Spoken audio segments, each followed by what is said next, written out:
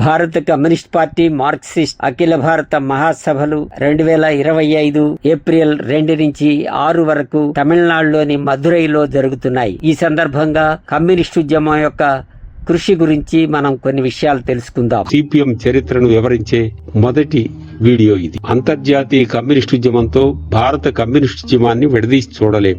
1914-18 మధ్య మొదటి ప్రపంచ యుద్ధ కాలంలో రష్యన్ విప్లవ ప్రభావంతో భారతదేశంలో కమ్యూనిస్టు ఉద్యమం ఆవిర్భవించింది. భారత స్వాతంత్రోద్యమంలో భాగంగా జర్మనీ, అమెరికా తదితర దేశాల్లో పనిచేస్తూ అక్టోబర్ విప్లవ ప్రభావంతో కమ్యూనిస్టులై భారత్ తిరిగి వచ్చిన వారు, ఖిలాఫత్, హిజ్రత్ ఉద్యమాలపై అక్టోబర్ విప్లవ ప్రభావం వల్ల కమ్యూనిస్టులైన వారు, గదర్ పార్టీ నుంచి కమ్యూనిస్టులుగా మారిన వారు, భారతదేశంలోనే రష్యా విప్లవ ప్రభావంతో కమ్యూనిస్టులైన అతివాద కాంగ్రెస్ వారు, ఇలా వివిధ మార్గాల ద్వారా వచ్చిన ఉద్యమకారులు భారతదేశంలో కమ్యూనిస్టు పార్టీకి పునాది వేశారు. 1920 అక్టోబర్ లో తాష్కెంట్ లో పనిచేస్తున్న కమ్యూనిస్టులు ఎంఎన్ రాయ్ ప్రభుత్వంలో కలిసి భారత కమ్యూనిస్ట్ పార్టీని స్థాపించారు.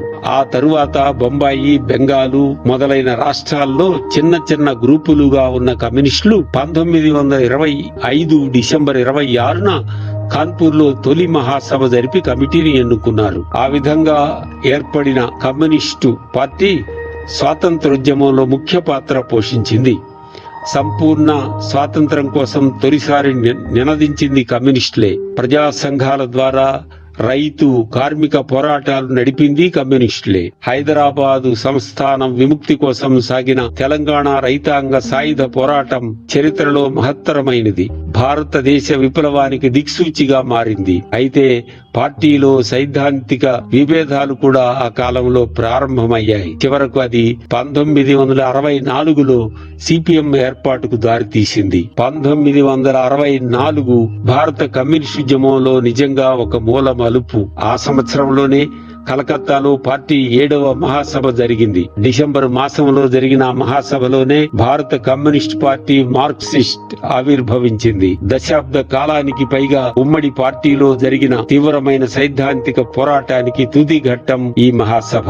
కమ్యూనిస్ట్ పార్టీ విప్లవాన్ని సాధించి సమాజంలో మౌలిక మార్పు కోసం పోరాడుతుంది. దోపిడీ వర్గ పాలన స్థానంలో కార్మిక వర్గ నాయకత్వాన కష్టజీవుల రాజ్యాన్ని సాధించటమే ఈ విప్లవం లక్ష్యం.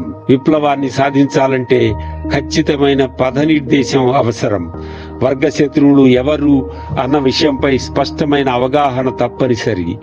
ఈ మౌలిక విషయాలపైనే భారత కమ్యూనిస్ట్ ఉద్యమంలో విభేదాలు నెలకొన్నాయి.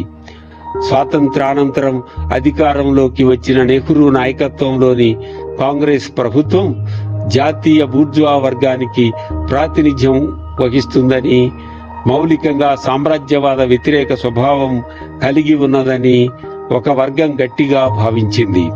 కాంగ్రెస్ తో కలిసి జాతీయ ప్రజాస్వామ్యాన్ని సాధించటం ద్వారా సోషలిజం వైపుకు సాగిపోవచ్చని వారు ప్రతిపాదించారు. ఇది వర్గ సంకర విధానమని, రెవిజనిస్టు ధోరణి అని మరో వర్గం దీన్ని తీవ్రంగా వ్యతిరేకించింది.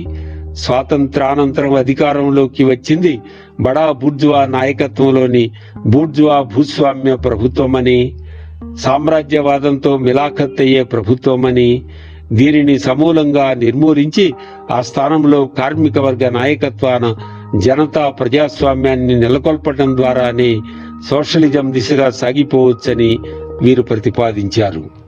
ఈ రెండు పరస్పర విరుద్ధ ధోరణుల మధ్య తీవ్రమైన సైద్ధాంతిక పోరాటం జరిగింది.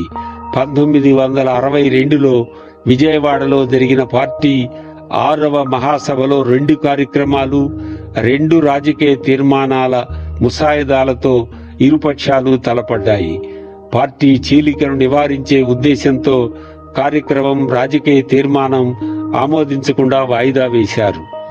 ఆనాటి పార్టీ ప్రధాన కార్యదర్శి అజయ్ ఘోష్ ఉపన్యాసాన్నే రాజకీయ తీర్మానంగా భావించి తాత్కాలికంగా ఐక్యతను కాపాడారు. ఆ తర్వాత కొద్ది రోజుల్లోనే భారత చైనా యుద్ధం వచ్చింది. ఈ సమస్యను శాంతియుతంగా చర్చల ద్వారా పరిష్కరించుకోవాలని, యుద్ధం వద్దని అన్నందుకు ఉమ్మడి పార్టీలోని సిపిఎం నాయకత్వాన్ని జాతి ద్రోహులని ముద్ర వేశారు. మొత్తం నాయకులందరినీ ప్రభుత్వం అరెస్టు చేసి జైల్లో నిర్బంధించింది. ఈనాడు చైనా పట్ల అన్ని పార్టీలు తీసుకుంటున్న వైఖరి గమనిస్తే ఆనాడు సిపిఎం తీసుకున్న వైఖరి ఎంత సరైందో అర్థమవుతోంది. అయినప్పటికీ మార్క్సిస్టులు సైద్ధాంతిక పోరాటాన్ని విరమించలేదు. 6వ పార్టీ మహాసభ నాటికి సభ్యత్వం ప్రాతిపదిక మీద మహాసభ నిర్వహించి రాజకీయ తీర్మానాలను ఆమోదిద్దామని ప్రతిపాదించారు. నాటి సిపిఐ నాయకత్వం ససేమిరా అన్నది. ఈ దృక్పథాన్ని వ్యతిరేకించేవారు జాతీయ కౌన్సిల్ నుంచి వాకౌట్ చేసి బయటికొచ్చారు. గత్యంతరం లేని పరిస్థితుల్లో మార్క్సిస్టులు ప్రత్యేకంగా మహాసభ జరుపుకోవాలని నిర్ణయించారు. దీనికి సన్నాహంగానే తెనాలి సదస్సు జరిగింది. కలకత్తాలో జరిగిన 7వ మహాసభ బ్రహ్మాండంగా విజయవంతమైంది. వర్గ సంకర విధానాలకు తావులేని కార్యక్రమాన్ని, రాజకీయ విధానాన్ని పార్టీ మహాసభ ఆమోదించింది. అత్యధిక పార్టీ సభ్యుల మద్దతు పొంది ప్రజాదరణ కలిగిన సిపిఎం కార్యక్రమాన్ని 2 అంతర్జాతీయ పెద్ద కమ్యూనిస్టు పార్టీ అయిన సోవియట్, చైనా వ్యతిరేకించాయి. అంతర్జాతీయ కమ్యూనిస్టు మద్దతు లేని వారు ఇంత పెద్ద ఎత్తున మహాసభను నిర్వహించగలరని ఎవరు ఊహించలేదు. మహాసభ వేదికపై కమ్యూనిస్టు హెమాహమీలైన comrade Puchalapalli Sundarayya, AK Gopalan, Muzaffar Ahmed, Makineni Basavapunnaiah, Pramod Das Gupta, P Ramamurthy, EMS Namboodiripad, Jyoti Basu, Harkishan Singh, Surjeet లాంటి వారు ఆసీనులయ్యారు. పేరుగాంచిన విప్లవ వీరులు, గదర్ పార్టీకి చెందిన వారు, భగత్ సింగ్ అనుచరులు, అనుశీలన్ జుగన్ తర్లో సభ్యులుగా పనిచేసిన వారు మహాసభల్లో ప్రతినిధులుగా పాల్గొన్నారు. అనేక కార్మిక వర్గ పోరాటాల్లోనూ, తెలంగాణ సాయుధ పోరాటం లాంటి రైతాంగ పోరాటంలోనూ పాల్గొన్న యోధులందరూ ఆ మహాసభల్లో తారల్లా మెరిశారు. వీటన్నిటినీ మించి పార్టీ సభ్యత్వాన్ని కదిలించటంలో ఈ మహాసభ ఘన విజయం సాధించింది. మొత్తం 1,75,000 పార్టీ సభ్యత్వం ఉంటే 1,40,000 మంది ఈ మహాసభలో పాలు పంచుకున్నారు. ఈ చారిత్రాత్మక మహాసభ భూస్వామ్య పాలకుల వెన్నుల్లో వణుకు పుట్టించింది.